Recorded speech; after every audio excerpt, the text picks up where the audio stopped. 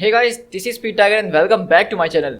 और आज की इस वीडियो को शेयर करने के लिए मैं इसका बहुत वक्त से इंतजार कर रहा था।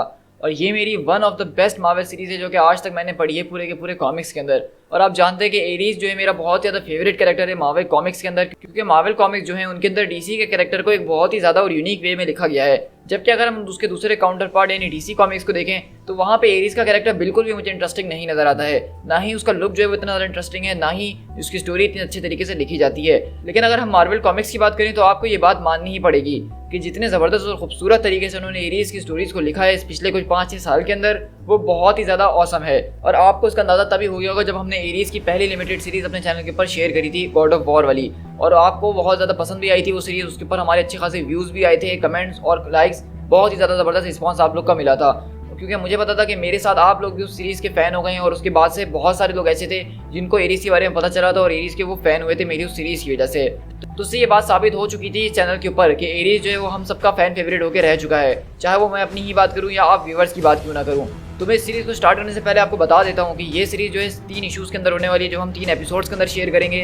लेकिन ये छोटी सी सीरीज़ जो है आपके सामने एक धमाकेदार वे के अंदर एरीज के कैरेक्टर को सामने लाने वाली है। सीरीज़ के अंदर हम एरीज के कैरेक्टर को बहुत ही अच्छे और डीपेस्ट वे में जानेंगे कि किस तरह से उस कैरेक्टर को बिल्डअप किया गया है ग्रीक मिथोलॉजी के अंदर। सो गाइस, आई होप कि अगर आप मेरे चैनल पे फर्स्ट टाइम आ रहे हैं और आपको इस तरह का कंटेंट मज़ेदार लग रहा है तो प्लीज़ मेरे चैनल को सब्सक्राइब कीजिए, क्योंकि हम अपने चैनल के ऊपर इस तरह की सीरीज़ शेयर करते रहते ही हैं। सो गाइस, चलिए बिना किसी और बात के इस सीरीज़ को अब स्टार्ट करते हैं।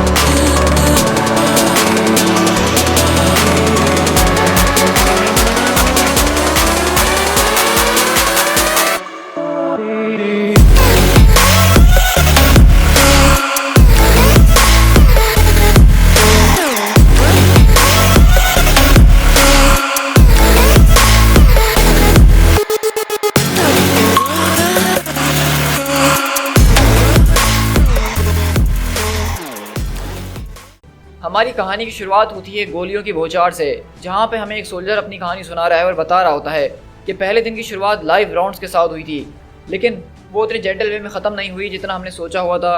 और अगर दूसरे दिन की बात करें तो दूसरे दिन हमारे ऊपर आरपीजीज को फायर करना शुरू कर दिया ताकि चीज़ों को थोड़ा बहुत मिक्सअप किया जा सके। लेकिन तीसरे दिन तो हद ही हो गई है, मतलब हमारे ऊपर हर तरह के कहर बरसाना शुरू कर दिए। उसने अपने हाथों के नीचे 2 M60 गन्स को रखा हुआ था और अंधाधुंध हमारे ऊपर स्प्रे कर रहा था, और हमारे पास कवर लेने के अलावा कोई और चारा था ही नहीं। लेकिन जब उसकी गोलियां ख़त्म हो गई तो उसने हमें वापसी भेजा कि और गोलियां लेकर आओ। और हम जब गोलियां लेकर आए उसके लिए तो उसने दोबारा ये सब शुरू कर दिया। और अगर आज की बात की जाए तो ये कहना बिल्कुल सेफ होगा कि हमारी टीम ने ये फैसला कर लिया है कि ऑल टुगेदर हमारा जो लीडर है हम उससे प्यार नहीं कर सकते हैं, हम उसको पसंद नहीं कर सकते हैं। और बेसिकली हम लोग यहाँ पे देख रहे हैं कि एरीज यहाँ पे बहुत ज़्यादा भरम के अंदर खड़े होके एक हाथ से अपनी बियर पी रहा है और दूसरे हाथ से उन सारे के सारे सोल्जर्स के ऊपर मशीन गन की गोलियां बरसा रहा है। और इस तरह हमें यहाँ से बैक स्टोरी बताई जा रही है कि ये सारे सोल्जर्स कर क्या रहे हैं एरीज के नीचे। और यहीं से हम एरीज के पास शिफ्ट होते हैं, जो कि अमेरिका के झंडे के सामने खड़ा हुआ और कहता है कि man of hammer, I am Aries God of war, और मैंने जो है आज तक बहुत ज़्यादा किलर्स को फॉर्ज किया है। तो तुम लोग यहाँ खड़े हुए इस बात को ज़रूर सोच रहे होगे कि ये कितने गर्व की बात है कि तुम लोग मेरे सामने इस तरह से खड़े हुए हो। तुम्हारा मोर्टल ऑसबॉर्न जो है मेरे पास आया और उसने मुझसे ये कहा। और इस तरह हम एरीज और ऑसबॉर्न के पास शिफ्ट होते हैं, जहाँ पे एरीज को जो है उसने एक डिनर पे बुलाया हुआ होता है और कहता है कि एरीज, मैं थोड़े वक्त से कोई चीज़ सोच रहा था। मेरे इस हाथ में जो है हैमर है, मतलब world's premier military defence force, और मेरे दूसरे हाथ में एक पूरा का पूरा ऑथेंटिक गॉड ऑफ वॉर मौजूद है। यानी कि इस हाथ में हैमर, दूसरे हाथ में गॉड ऑफ वॉर। तो मैं चाहता हूं कि तुम मेरे आदमियों को चुनो, एक स्क्वाड बनाओ और उनको ट्रेन करो जैसा तुम्हें ठीक लगता है, लेकिन जो उसका आउटकम होना चाहिए वो धमाकेदार होना चाहिए। तो मतलब एक तरह से हैमर और गॉड ऑफ वॉर मिलकर जब एक चीज़ बनाएंगे तो वो हमारे सामने एक हाइब्रिड बनेगी, और मैं चाहता हूँ कि तुम उसको बनाओ। तो एरीज को ये जब बात पता चली तो वो थोड़ा कंफ्यूज हो गया, वो सोच में पड़ गया। ये मोटर्स मेरी नज़र में सिर्फ एक बैग हैं जो कि टूटी हड्डी और खून से भरा हुआ है, और अगर वो बैग से बाहर आ जाएं तो उनके अंदर कुछ भी नहीं है किस काबिल। तो वहीं पे ऑसबॉर्न बोलता है कि हाँ तुम ठीक कह रहे हो, ये एक टूटी हड्डी और खून से भरे हुए बैग ज़रूर हैं, लेकिन हम इनको बेस्ट ट्रेन कर सकते हैं ज़रूर, जो कि इस प्लेनेट के ऊपर आज तक किसी ने नहीं किया होगा। मैं चाहता हूँ कि गॉड ऑफ वॉर के पास जो कुछ भी है वो इन लोगों को सिखाए। तो इसलिए इन शॉर्ट ये कहना चाहूँगा कि ये गॉड तुम लोग के ऊपर एक फेवर कर रहा है, तुम लोग को यहाँ पे जो है अपने अंदर ले रहा है और तुम लोग को जो इस काबिल बना रहा है कि तुम लोग इस काबिल बन सको कि एक गॉड के साथ शोल्डर मिला के खड़े हो सको। खैर तुम में से सब तो इस काबिल नहीं होंगे, लेकिन तुम में से जो बेस्ट हैं उनको मैं आज चुनने वाला हूँ। या फिर मैं उन लोगों को चुनूंगा जिनको मैं दर्द के अंदर देखना चाहता हूँ, या फिर मैं उन लोगों को चुनूंगा जो मुझे थोड़े फनी नज़र आ रहे हैं, या फिर मैं उनको चुनूंगा जिनकी आंखों में मुझे थोड़ी सी भी डिसरिस्पेक्ट नज़र आ रही है। अब तुम लोग को एक काम की बात बताता हूँ, अगर तुम लोगों को नहीं पता तो मैं बताता चलूँ कि ओलंपस के अंदर 2 गॉड ऑफ वॉर मौजूद हैं। एक जो है उसका इंटरेस्ट काफ़ी ज़्यादा डाइवर्ज है, मतलब वो चेन ऑफ कमांड को फॉलो करता है, रूल्स एंड रेगुलेशन को मानता है, जिनीवा कन्वेंशन इस तरह की चीज़ों को मानता है, दुनिया की नज़र में कैसा दिखना है उसको मानता है, losing the battle but winning the war, और इस तरह की छोटी मोटी चीज़ों के ऊपर उसकी नज़र होती है। डिप्लोमेट्स की तरह बात करना, स्ट्रेटजीज को इस्तेमाल करना और एक जंग में घुसने से पहले इनफ बुलेट्स को जमा कर लेना ताकि वो इस बात को मेक श्योर कर सके कि उस बुलेट के जरिए वो उस बैटल को जीत के ही आएगी। लेकिन ये सारी की सारी बातें जो है इसका ध्यान मेरी बहन गॉडेस अथीना रखती है जो कि गॉड ऑफ वॉर है, लेकिन मैं वो दूसरा गॉड ऑफ वॉर हूँ जिसको इन सब की बिल्कुल भी परवाह नहीं है। क्योंकि मैं जिस स्क्वाड को बनाने वाला हूँ, जिस स्क्वाड ऑफ शेड्स को यहाँ पे तैयार करूँगा, वो आज के बाद अपनी ज़िंदगी भर में कोई भी फाइट नहीं हारेगा, भले वो कितनी छोटी और बेमायने ही क्यों ना हो। तो अब से ये एक्सपेक्ट करना शुरू कर दो कि अगर तुम्हारी ज़िंदगी 10 साल की थी तो वो शायद 5 साल की रह गई है। और इस तरह हम यहाँ से शिफ्ट होते हैं कि बेसिकली यहाँ पे जो हमें सोल्जर्स शुरू में दिखाए गए थे वो एरीज के चुने हुए ही सोल्जर्स हैं, और यहाँ पे एरीज जो उनके ऊपर गोलियाँ ऐसी बरसा रहा है ये उनकी ट्रेनिंग का पार्ट है। तो मतलब आप देख सकते हैं कि इसकी ट्रेनिंग कितनी ज़्यादा इंटेंस है कि यहाँ पे लाइव बुलेट इस्तेमाल हो रही हैं, ग्रेनेड्स वगैरह इस्तेमाल हो रहे हैं, और वहीं पे इसके जो एक आदमी होता है वो बता रहा होता है आज चौथा दिन है और जब से हम इसकी स्टिकिंग आर्म पेट्स के नीचे आए हैं इसने हमें एक इंपॉर्टेंट लेसन तो ज़रूर सिखाया है कि हम लोग इस सबसे जो है बेजार आ चुके हैं, ये बहुत हो चुका है कि हमें जो है अब रूल से खेलने की ज़रूरत नहीं है, हमें जो है बैटल को जीतना है किसी भी कीमत के ऊपर। और इस तरह हम देखते हैं कि उसमें से वो एक आदमी जो है एक बॉम्ब से भरा हुआ बैग एरीज की तरफ आर्म करके फेंकता है, जिससे एरीज वहाँ पे धमाके से उड़ता हुआ जाता है। लेकिन इस तरह से हम दोबारा वहीं शिफ्ट होते हैं जहाँ पे वो अपने सोल्जर्स को चेक करने के लिए आ रहा होता है, और वो बताता है कि किस तरह से जब वो पहली बार हमारे सेल के सामने आ रहा था तो हमारा तो बिल्कुल दम ही निकल रहा था, हम नहीं जानते थे कि वो हमारे अंदर क्या ढूंढ रहा है। लेकिन इस तरह हम देखते हैं कि एरीज वहाँ पे आता है, अपनी गन निकाल के एक आदमी का पैर उड़ा देता है और कहता है कि नहीं तुम तो नहीं आ सकते हो बिल्कुल भी, मुझे ऐसे लोगों की तलाश है जो कि तेज़ हों। और हम देखते हैं कि अगली पल जब वो अपना वॉर करता है एक्स के जरिए तो एक सोल्जर वहाँ पे झुक जाता है, बहुत बढ़िया मुबारक हो तुम्हें सेलेक्ट कर लिया गया है। तो वहीं से एरीज पूछता है तो ये बताओ कि तुम में से यहाँ पे जो लोग खड़े हैं किसी के पास कोई ओपिनियन है जो मेरे साथ शेयर करना चाहता है यहाँ पे ज्वाइन करने के लिए। अगर मुझसे पूछे तो मैं ज़रूर चाहूँगा ज्वाइन करने के लिए, मतलब एरीज जो है मेरा शुरू से फेवरेट स्टार साइन रहा है, जबकि मैं हूँ एक जेमिनाई। और तुम जानते हो ना कि एरीज और लियोस की जो है बहुत खतरनाक किस्म की केमिस्ट्री होती है। सही कहा मैंने, तो मेरी बहन जो है वो एक लियो है, तो इसलिए उसके ऊपर लाइन मारने की सोचना भी नहीं। और इस तरह देखते हैं कि एरीज उसको पंच मारता है लेकिन वो उससे बच जाता है, लेकिन एरीज उसके पेट में फिर दोबारा से लात मारता है। और इसी तरह हम देखते हैं कि पीछे से एक और आदमी आता है उसके ऊपर अटैक करने के लिए, लेकिन एरीज जो है उसको भी बहुत बुरी तरीके से अपने मुंह पे पंच मारता है और कहता है कि वो जिसने अपना मुंह खोलने की कोशिश करी थी और वो जिसने छुरी उठाई थी, तुम दोनों को सेलेक्ट किया जाता है, और तुम भी, क्योंकि तुम जो हो बहुत गंदी निगाहों से मुझे देख रहे हो। तो चलो अब से तुम लोग मेरे हिट स्क्वाड हो और अब से बहुत ही ज़्यादा मज़ा आने वाला है, या ऐसा कहूँ कि मैं तुम लोग को मज़ा दिलाने वाला हूँ। तो वहीं से हम शिफ्ट होते हैं एरीज की ट्रेनिंग के अंदर जहाँ पे वो आपस में बातें कर रहे होते हैं, और कहता है जस्ट टू मेक श्योर मैं तुम लोग को बस यही बताना चाहूँगा कि जो अभी तुमने करा इसके लिए हमें कोर्ट मार्शल या स्क्वाड फायरिंग भी हो सकती है। तो कहता है कि हे यार मेरे पास कोई मौका नहीं था, हमारे पास कोई चॉइस नहीं थी, या तुम अभी खड़े हुए यहाँ पे गॉड ऑफिसर से मर जाते या फिर हम बाद में जाके मर सकते हैं, तो मेरे ख्याल से बाद वाला ऑप्शन ज़्यादा अच्छा लग रहा है। तो वो कहता है कि हमें कोर्ट मार्शल से डरने की क्या ज़रूरत है, ये एक छोटा सा एक्सीडेंट था, हम इसको बयान कर सकते हैं। चलो कम से कम तुम लोगों ने एक लेसन तो सीखा, कभी कभार तुम्हें अपने एम्स को अचीव करने के लिए अपने कमांडर्स को उड़ाने की ज़रूरत पड़ती है, और कुछ कमांडर्स को तो वैसे भी उड़ा देना चाहिए।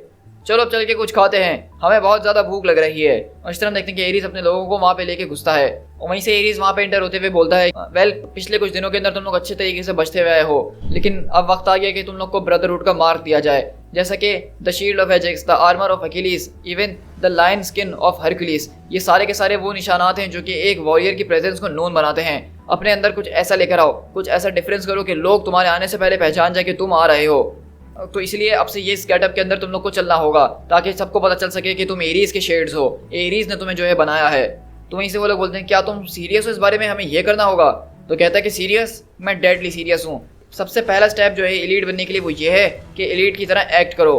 और इस तरह हम देखते हैं कि एरीज वहाँ पे अपने लोगों को लेके कैंटीन में घुसता है, जो कि सब यहाँ पे सन ग्लासेस लगा के बहुत ही ज़्यादा फनी वे में यहाँ पे घुस रहे होते हैं, और सारे के सारे लोग उन्हीं को देख रहे होते हैं और मजाक उड़ाना शुरू कर देते हैं। वहीं पे एरीज पलटता है और कहता है तो क्या तुम ये सारी की सारी बेइज्जती सहोगे? मेरे साथ रहना है तो हम किसी से बेइज्जत नहीं हो सकते हैं। और इस तरह हम देखते हैं कि एरीज के लोग वहाँ पे घुसते हैं और कैंटीन के सारे लोगों को अंधाधुंध मारना शुरू कर देते हैं, क्योंकि यहाँ पे इन लोगों ने इसकी बेइज्जती करने की कोशिश करी है।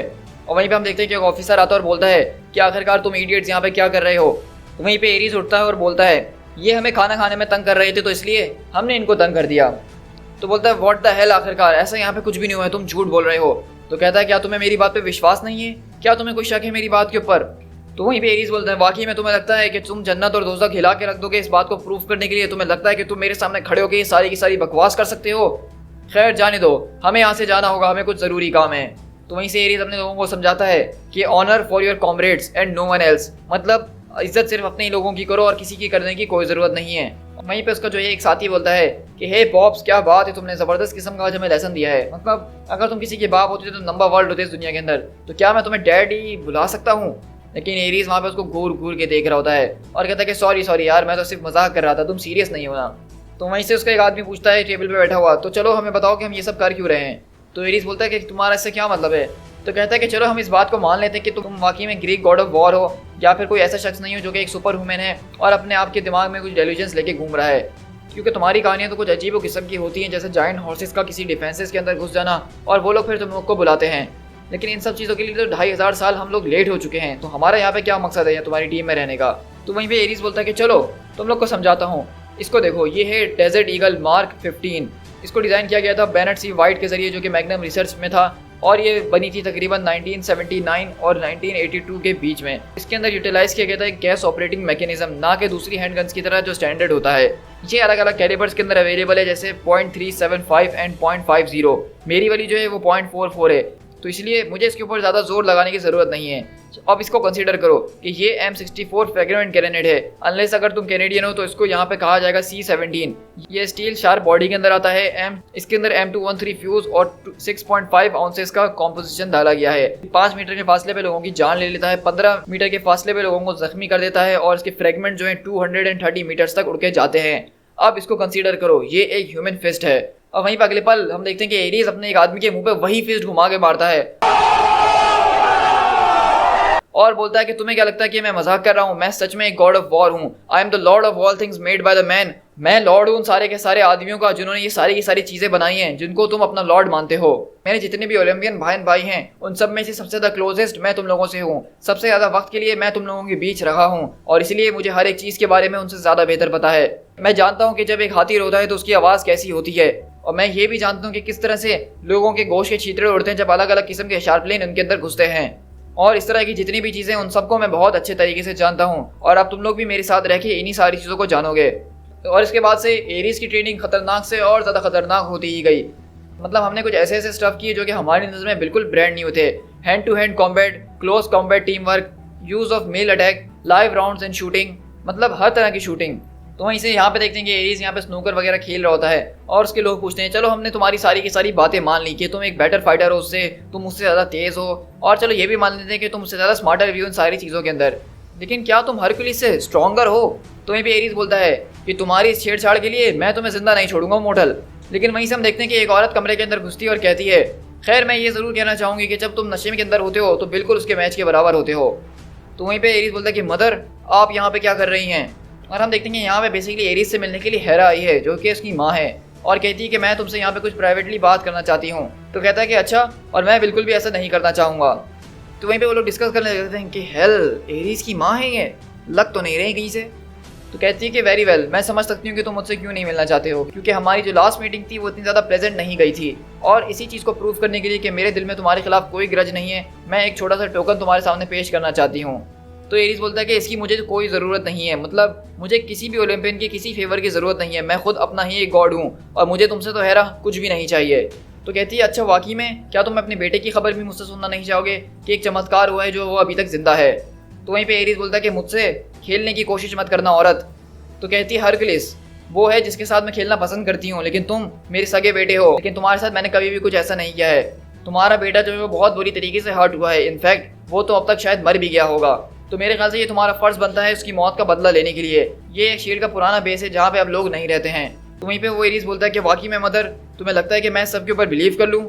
तो वो कहती है अच्छा वाकई में तुम्हें अपनी माँ के ऊपर विश्वास नहीं है, तुम अपनी माँ पे शक कर रहे हो। तो कहता है कि हाँ, क्योंकि तुम हैरा हो तो प्लीज़ मुझे कन्विंस करो कि तुम सच कह रही हो।